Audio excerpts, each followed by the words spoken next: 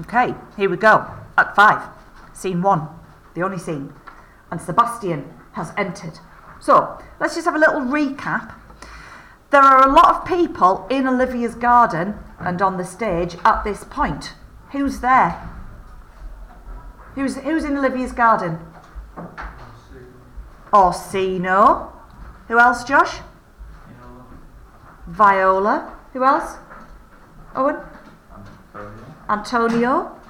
Who else, Caitlin? Sir Andrew. Sir Toby. Who else? Have we said Olivia? Yeah, so there's a lot of people. In some productions, Maria is on the stage as well, although she doesn't appear in this scene. How did they use Maria in this scene in the Stephen Fry one yesterday? To? I can't hear you, Josh. Say it again. She says hooray when she hears about Maria's Toby's marriage. Maria does. Yeah. She says hooray when the marriage is mentioned, but how does she say hooray? Sarcastically. Yeah, she doesn't seem all that happy with the arrangement, does she? Understandably, I think. I know we're going a bit into real people trap, but I wonder how much choice Maria had in that decision. So, I thought it was more like whereas in like she didn't want this to be the way that Olivia found out. well, it could be that she would have she wanted a big reveal party. Yeah, because it was like being brought up to bad things. She was like, yeah, we did. Like, Yeah. Did when you find out. I read it more like Josh, that she's drawn the short straw. Like, oh great, I've got this drunken, aggressive idiot that I've now got to look after for the rest of his life. Which, given how much he's drinking, probably won't be very long. Sebastian then blunders into this scene. I am sorry, madam, I have hurt your kinsman. But had it been the brother of my blood, I must have done no less with wit and safety. There's an implied pause here as he looks at Olivia. You throw a strange regard upon me, and by that I do perceive it hath offended you. Pardon me, sweet one, even for the vows we made each other, but so late ago. But Olivia, why is she throwing a strange regard upon him? Thank you, Owen. Because she's seeing double, because literally Cesario/Viola is already there on the stage. I want to think, though, about why Olivia doesn't respond. It's Orsino who responds here. One face, one voice, one habit, and two persons. A natural perspective that is and is not. Why do you think we have Orsino speak here, not Olivia? Any thoughts at all? Don't worry about getting it wrong. Let's just show the examiner we've got a bit of engagement. Because Olivia's too shocked to speak. Yeah, I think that would work. Anybody else? What does it say more about Orsino? Georgia? Could you say it's because Orsino really knows Cesario more than Olivia does? Because he's had 3 months with Cesario and Olivia's Oh, so, okay, I'm going to put words in your mouth. Because Orsino spent more time with Cesario, he's got more authority or right to speak on the matter when this other person appears. Good, yeah, I think that would work as well. Wouldn't that also echo throughout later when he's Orsino is my master, I follow him? Yeah, definitely. Can someone close the door, please? So we haven't got all that traffic going by. Oh, we can't hear the traffic. Thank you, Josh. But Sebastian doesn't respond to that either, because who's he clocked? Antonio! Oh, my dear Antonio. How have the hours racked and tortured me since I have lost thee? Really? Really? You've been racked and tortured in all the time you've been away from him? Don't think so. What's he been doing? Erin? He's been fighting people and what else? Oh, I got married. Well, at least promised to be married. Yeah, he's been hanging around with a beautiful rich woman.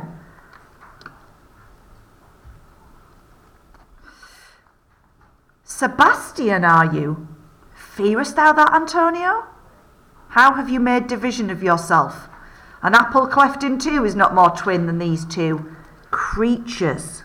Why is creatures important there? How's Viola referred to herself previously? As a monster. So there's something, again, that it's in... Oh, I can't spell monster. It's interesting that Antonio makes that observation. Well, it is to me. Why might it be interesting? Because when you think that Sebastian would make it, it's like Viola did, because like the twins and kind of know each other. Yes, I want something in response to that word creature though, and monster. Olivia? Is it because he's still angry? No, it's not that he's angry. It's that observation. It's that he says, it's weird how much you two look alike. But he doesn't say you two people, then these two people. He says, and these two creatures.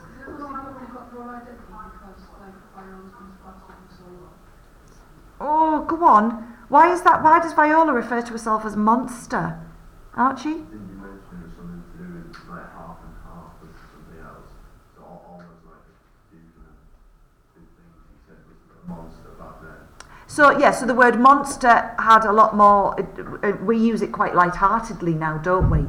But it meant something monstrous.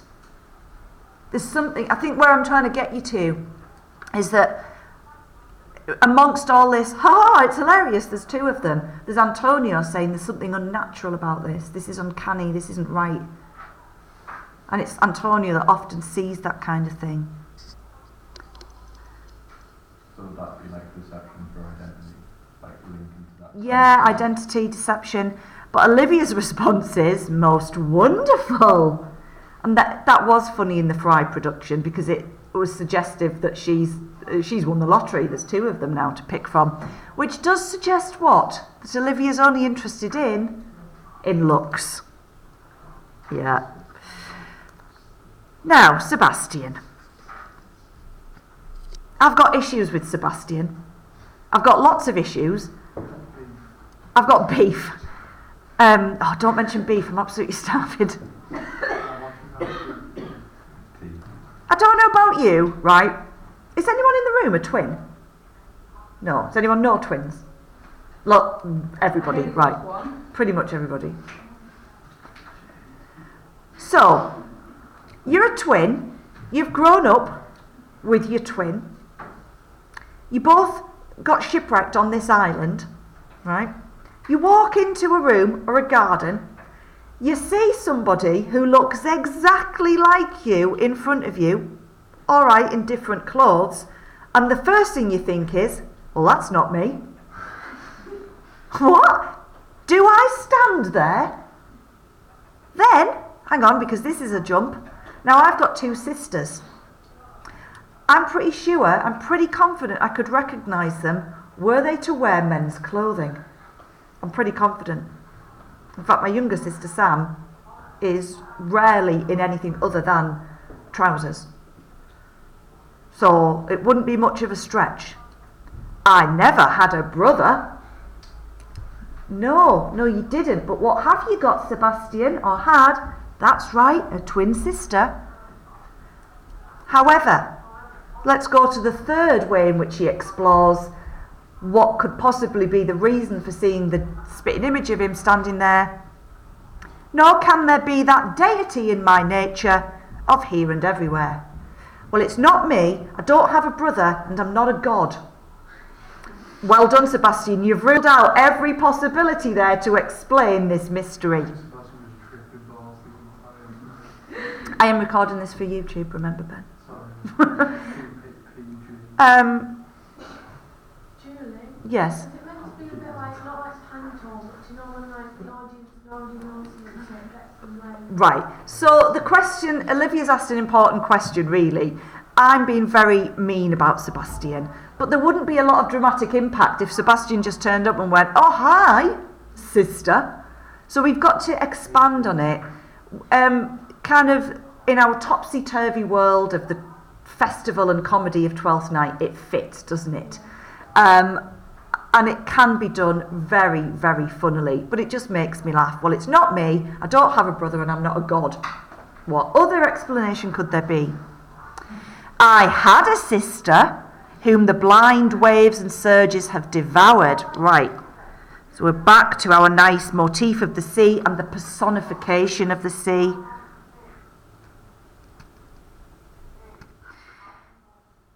Of charity, I like, be kind to me.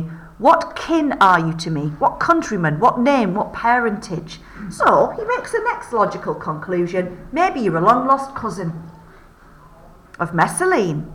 Now here's Viola. Why doesn't she just go, hang on, that's my brother right there, because he's not in disguise. He hasn't changed. He's not in a dress. But instead we get this. Sebastian was my father, such a Sebastian was my brother too. So went he suited to his watery tomb. If spirits can assume both form and suit, you come to fright us. So she even points out that Sebastian was dressed in that clothing when he died. So he looks the same and he's wearing the same thing. A spirit I am indeed, but am in that dimension grossly clad, which from the womb I did participate. Why might he call himself a spirit? Think about what Antonio's just said about him at the start. Why might he call himself a spirit?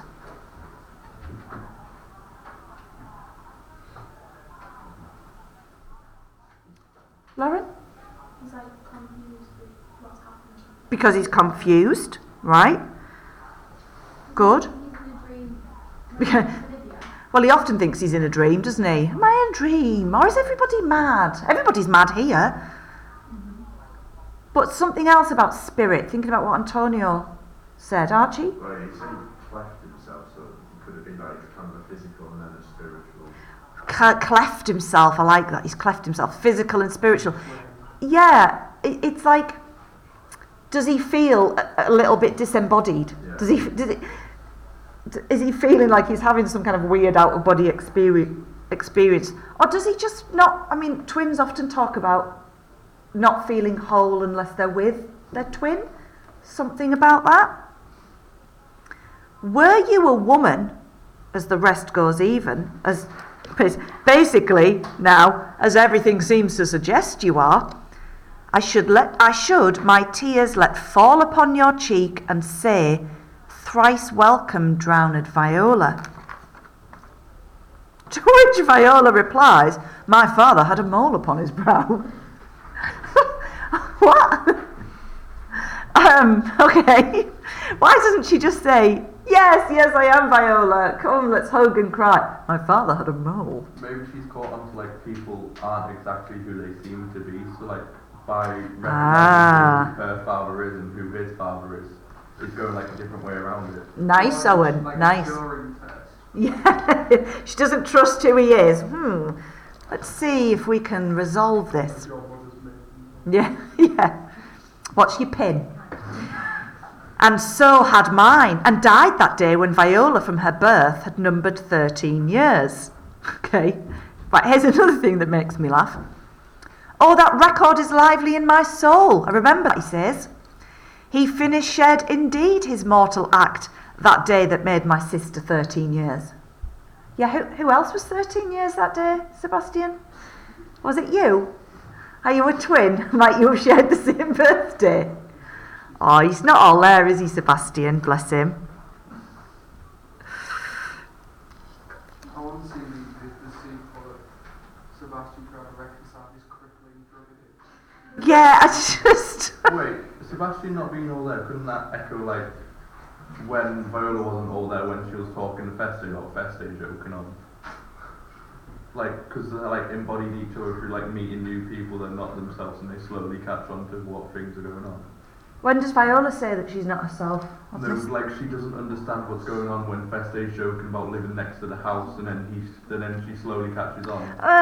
Yeah, okay, I see, but I think that's a little bit different from this. I think that's just Viola not being used to Feste's way of speaking. This is Sebastian thinking that he's a god or not, or that I know I definitely haven't got a brother, and then forgetting that he shares the same birthday. Again, I don't think Shakespeare has necessarily done this deliberately for us to go, yeah, he must be high, but it would explain a lot. Do you think maybe it was written initially that there would be twins, maybe, and then like when it says Viola, it was meant to sing, but the actress couldn't sing? Except so much of it depends on them looking exactly alike rather than just being brother and sister. If nothing lets to make us happy both, but this my masculine usurped attire, do not embrace me till each circumstance of place, time, fortune do cohere and jump that I am Viola. So, why delay? Why delay the embrace? That would seem a pretty obvious thing to do. In fact, they did it in the Stephen Fry version. I can't remember now. Was it Sebastian that ran across the stage to her? Yeah? But here, I mean, it suggests that that's what Sebastian has just attempted to do. But she says no. It could be. So it could be back to trust. But she says, I don't want you to hug me. Well, hug, it's a very modern word, isn't it? Or is it? I don't know now. Now I'm going to have to look that up, the etymology of hug. She doesn't want to embrace until she puts her clothes back on. Yeah. That sense of connectedness wouldn't exactly be fulfilled because she's not her. So I think that's it, Courtney. She wants him to embrace her when she's her and not him. Right, okay. Sebastian now addresses Olivia, who I don't think's spoken this whole time except to say, this is great, there's two of them. So comes it, lady, you have been mistook, but nature to her bias drew in that.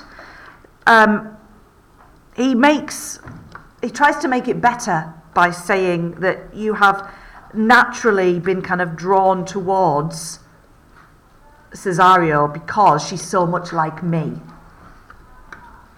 You would have been contracted to a maid. Now are you therein by my life deceived? You are betrothed both to a maid and man. But Orsino's going to make it all right. Doesn't matter that he was feeling all stabby not 5 minutes ago. It's all going to be worked out. Be not amazed, right noble is his blood. If this be so, as yet the glass seems true, I shall have share in this most happy wreck. Turns to Viola, calls her boy. Just a mistake? Habit? Or wishful thinking? Boy, thou hast said to me 1,000 times thou never shouldst love woman like to me. To which Viola should reply, that was to saw that you were a maniac who wanted to kill me. But she doesn't. She says, and all those sayings will I overswear, and all those swearings keep as true in soul as doth that orbed continent the fire that severs day from night. My love's as true as the sun. Give me thy hand, and let me see thee in thy woman's weeds.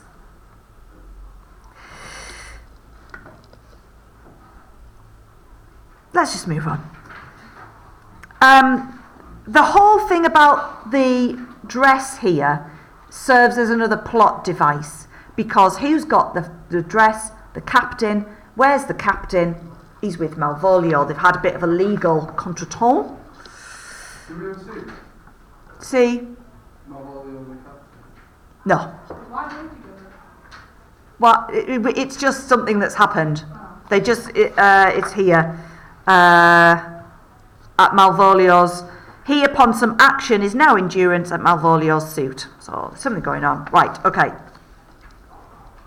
And then Olivia remembers what's been said about Malvolio. Will you two stop wittering back there? You're annoying me. And Feste arrives, a most extracting frenzy of mine own, says Olivia. From my remembrance, clearly banished his. She's basically been so distracted by being in love with, who is now Sebastian, that she's forgotten all about poor Malvolio. Whoopsie.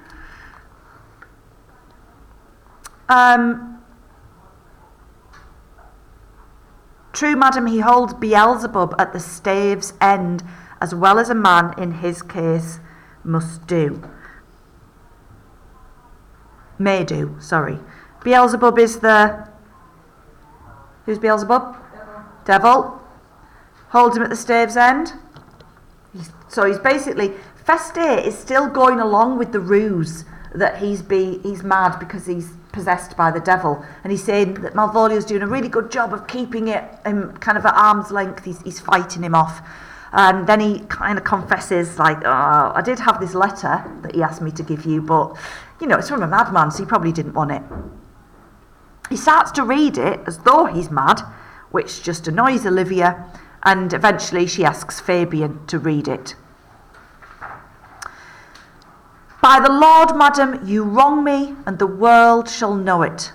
Though you have put me into darkness, and given your drunken cousin rule over me, yet have I the benefit of my senses as well as your ladyship.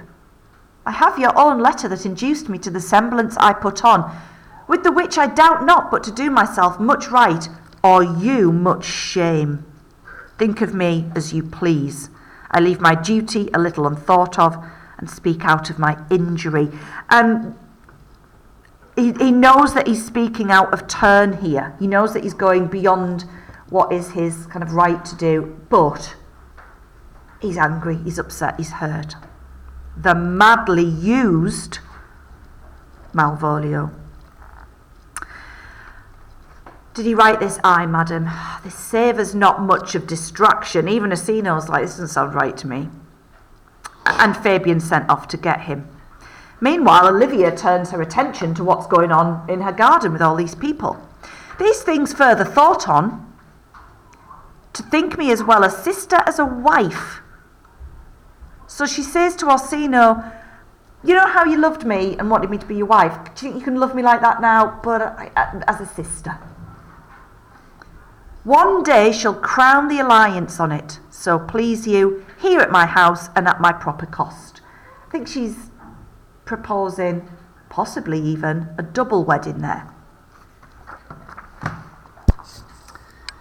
Madam,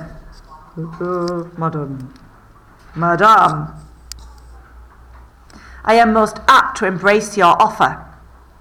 And he turns to Viola. Your master quits you, and for your service done him, so much against the mettle of your sex, so far beneath your soft and tender breeding, and since you called me master for so long, here is my hand. You shall from this time be your master's mistress. What reasons does he give there for offering to be her husband? How has she deserved to become his husband? She served him. She's had to act below her status, and she's done a good job despite being a woman. Ah, sister, you are she. Here comes Malvolio. So that's nicely tied up. They're going to get married. Is this the madman? Aye, my lord, this same. How now, Malvolio? Now I want us to think here about whether this next section helps us feel sympathy for Malvolio or not. Madam, you have done me wrong, notorious wrong. Have I, Malvolio? No. Lady, you have. Pray you peruse that letter. Oh, it's all gone wobbly again. You must not now deny it is your hand.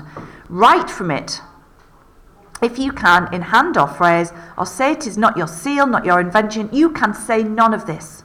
Well, grant it then, and tell me in the modesty of honour why you have given me such clear lights of favour, bade me come smiling and cross-gartered to you, to put on yellow stockings, and to frown upon Sir Toby and the lighter people. Love that description. And acting this in an obedient hope, why have you suffered me to be imprisoned, kept in a dark house, visited by the priest, and made the most notorious geck and gull that e'er invention played on? Tell me why. Do you feel sympathy for him there? Did you feel sympathy watching it yesterday? Yes? Alas, Malvolio, this is not my writing. So it's that power of language again. He says to her, you can say none of this, but she can prove that she hasn't written it. 'Tis Maria's hand. Now I do bethink me it was she first told me thou wast mad. Then camest in smiling, and in such forms which here were presupposed upon thee in the letter. Prithee be content. Oops. This practice hath most shrewdly passed upon thee. But when we know the grounds and authors of it, thou shalt be both the plaintiff and the judge of thine own cause. What does she tell him there that he can do? Cameron? By being that he can be the plaintiff and the judge, she's going to give him power to sort it out. Fabian decides to stick his two penneth in here. Good madam, hear me speak, and let no quarrel nor no brawl to come taint the condition of this present hour, which I have wondered at. Let's not forget that there's been some marriage proposals going on, and this is all supposed to be happy and festive, but so let's sort it out, but let's not, hey guys, let's not kill the mood. Yeah, because all is happiness. Most freely I confess, myself and Toby set this device upon against Malvolio here. Maria writ the letter at Sir Toby's great importance. Is that true? Whose idea was it to write the letter? It was Maria's. So why is he lying? In recompense whereof he hath married her. Is that something about knowing that Maria would get in trouble, would be dismissed? How with a sportful malice? Can you have sportful malice? Is that an oxymoron? It was followed, may rather pluck on laughter than revenge, if that the injuries be justly weighed that have on both sides passed. What's important here is that Fabian reminds Olivia, and I guess the audience, that, there was some of this that perhaps Malvolio deserved, right? There were some injuries that he'd inflicted as well. Alas, poor fool, how have they baffled thee? Feste, I think, just kind of twists the knife a little bit here. Some are born great, some achieve greatness, and some have greatness thrown upon them. I was one, sir, in this interlude, one Sir Topaz, but that's all one. By the Lord, fool, I am not mad. But do you remember? Madam, why laugh you at such a barren rascal, and you smile not, he's gagged. So this is where there's this sense of revenge from Feste. He hasn't forgotten what Malvolio said about him mockingly. I'll be revenged on the whole pack of you. Bex, why is pack an important word there? What's it remind us of? The motif of hunting, lovely. He hath been most notoriously abused. And Orsino sends Fabian after him, mainly to remind us that the reason he was sent for was to tell him about where the captain is, and he hasn't quite done that yet.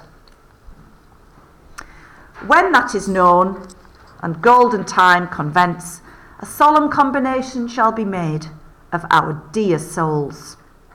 Meantime, sweet sister, we will not part from hence. Cesario, come, for so you shall be while you are a man. Oh, still wants to call him Cesario? But when in other habits you are seen, Orsino's mistress and his fancy's queen.